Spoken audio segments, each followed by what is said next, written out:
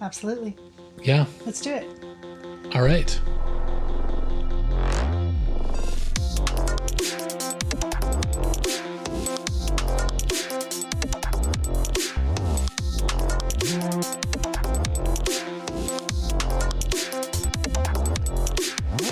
This is the Endless Song Podcast with Will and Emily.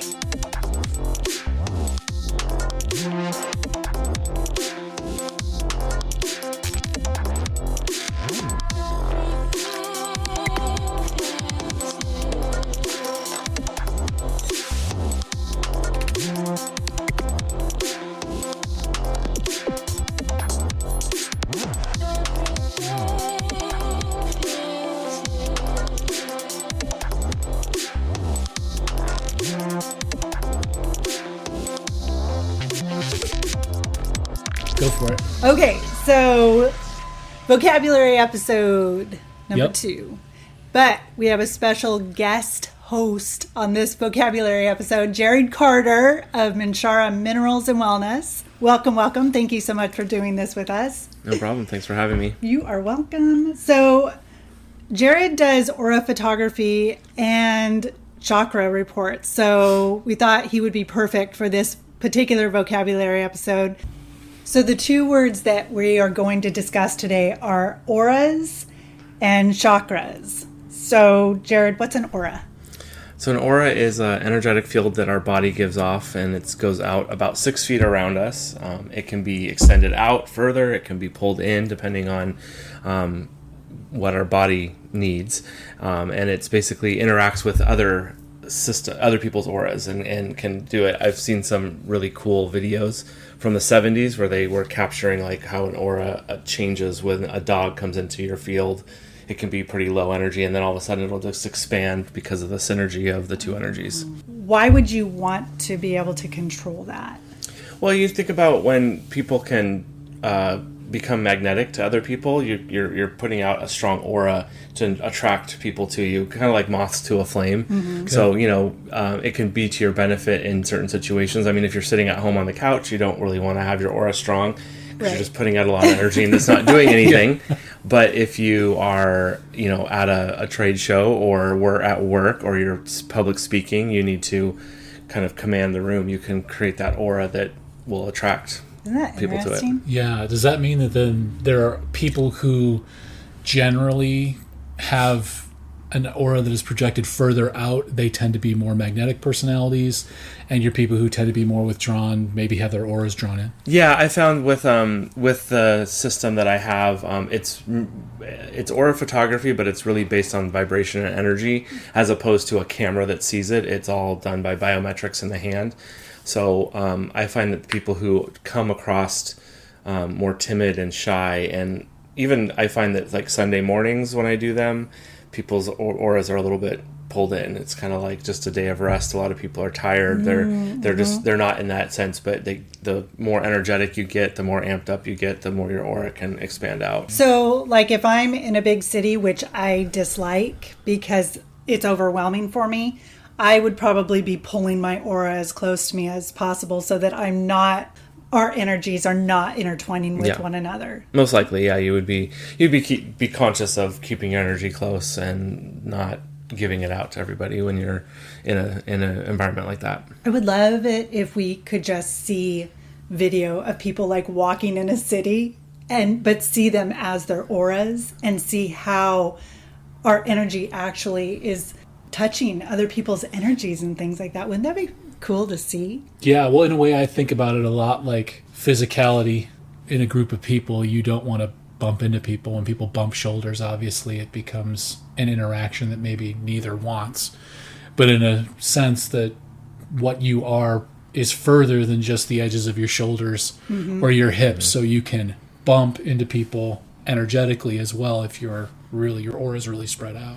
Yeah, I mean, you think about people always have their personal bubble, and when someone's standing really close to you, you're just like, get away. And their auras, and you can't get away from it. Whereas if you're sitting, like 6 feet away, it doesn't feel as invasive because you're just your auras are connecting, but they're not really connecting. That video that I saw when the dog was sitting on its own, the aura was very small. You could see it when the tail would wag, but then when the they connected, like literally, like got real close and stuff like that, then you'd see these spikes of energies falling off of the dog and the person. So same thing with people. Yeah, that's really cool. It kind of gives a new meaning to personal space also. Okay, second word for today is chakras. Now, I say chakras, but I've heard people say chakras. Is there a right way, wrong way? I say chakra, so you're wrong. I don't know. I don't know if there's a right. I'm sure there is. It's not a word that's based in our language, English, so it's probably something that's completely different. Probably chakra is more accurate, I believe. It's acceptable to say either. Yeah, tomato. Yeah, Okay. Exactly. Okay, so what is a chakra or chakra? So chakra is an energetic system. Chakras, there is an energy center in the body. We have 7 main ones. We actually have 220 total in our body. I don't know them all, and they extend far beyond our body. So down below us, up above us, we have chakras in our hands. We have chakras all over. Energetic centers. So you can think like we have an endocrine system and a vascular system. This is an energy system of the body. Each chakra is like a kind of like a swirling energy vortex or energy center that we have. Most of them align along the spine, starting at the base of the spine. The 7 at the base, which is the root. Then you have your sacral, which is at the navel. The solar plexus is in the stomach. The heart chakra. And then you have, which is obviously in the center of the chest, the throat chakra for communication. And then third eye is right between the brow. And then right above us, on the crown of our head, is the crown chakra. So they're just basically these energy centers that store, kind of pool, like where energy goes. And we experience them throughout the day. There's kind of signs that you can see when ones are active or ones are depleted. Like our solar plexus is the one that most people know what it feels like to have it depleted. That's that personal confidence center. So when your boss calls you into his office, you get that pit in your stomach. That's your solar plexus taking a hit. The confidence. Your confidence is like, oh, what did I do? What's going on? What's coming? And so when that's depleted, we know what that feels like. When everything is in balance, you feel good. You feel really good. You feel balanced. You feel confident. Yeah. What about a word that you used with me was muddy? Yeah. So if you have a chakra that is muddied up a little bit, what does that mean? So muddying up, I liken it to a car in the morning. Sometimes you start up a car and the car in the morning will sputter.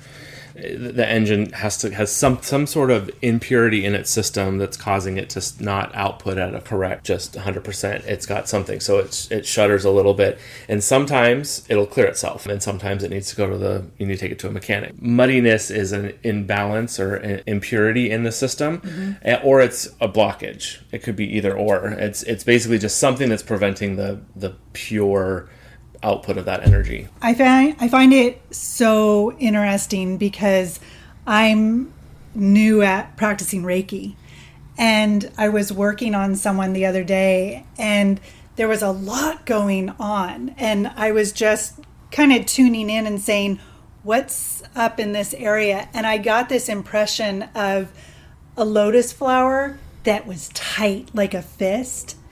And just that this is where we're working. We're trying to get things to loosen up and everything. And when I went to ground the person, I got this image of kind of like muddy water. And it was good. It was cleansing.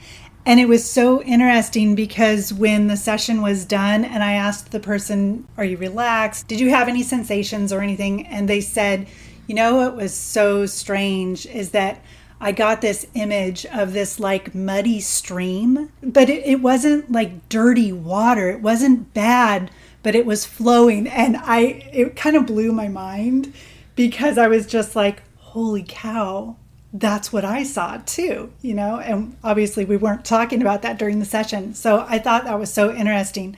So obviously Reiki is something that can help balance chakras.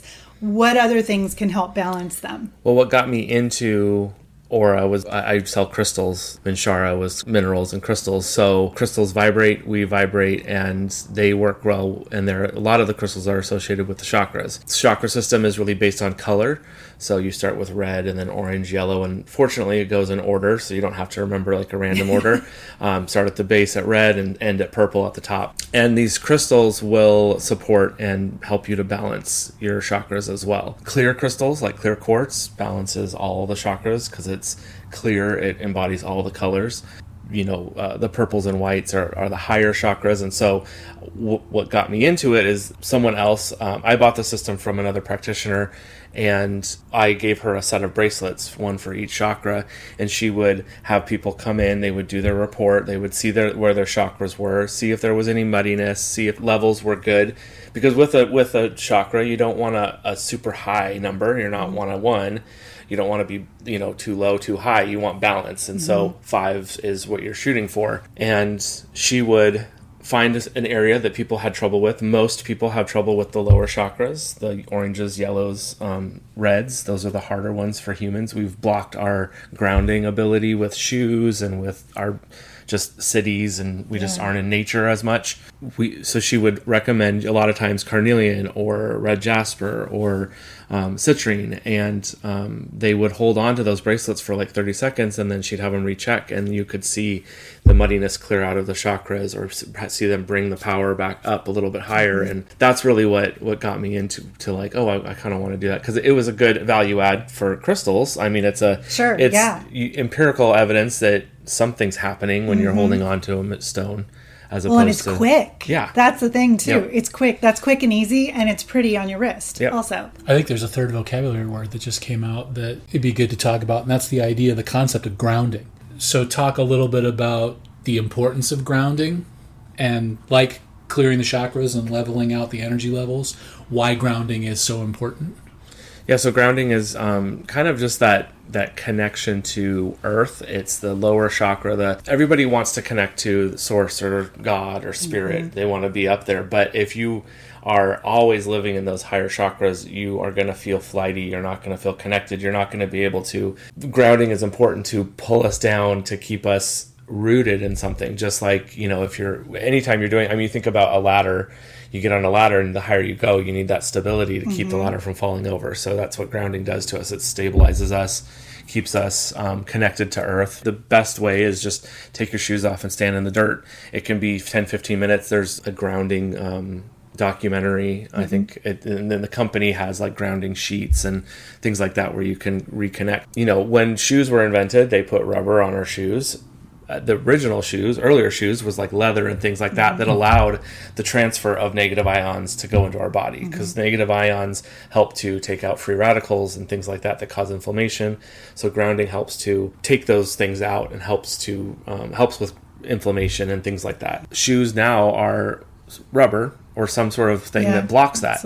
And so when you are wearing those and you're in your house is raised above the ground. We don't have dirt floors anymore.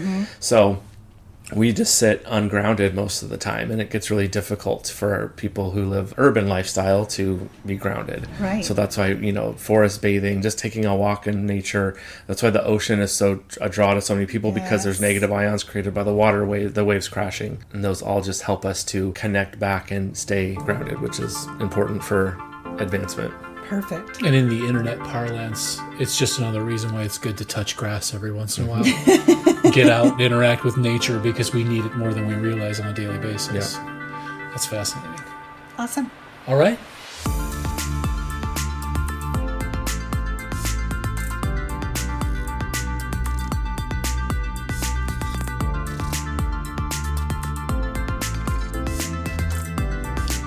You've been listening to the Endless Song Podcast with Will and Emily. Today's music, Everything Feels New and Alternative Ways by Evgeny Bardyuzha.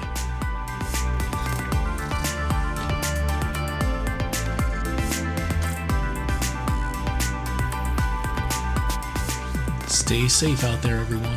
And remember, intentions matter. So be thoughtful, be kind, and be better every day. And we'll see you out there on the trails.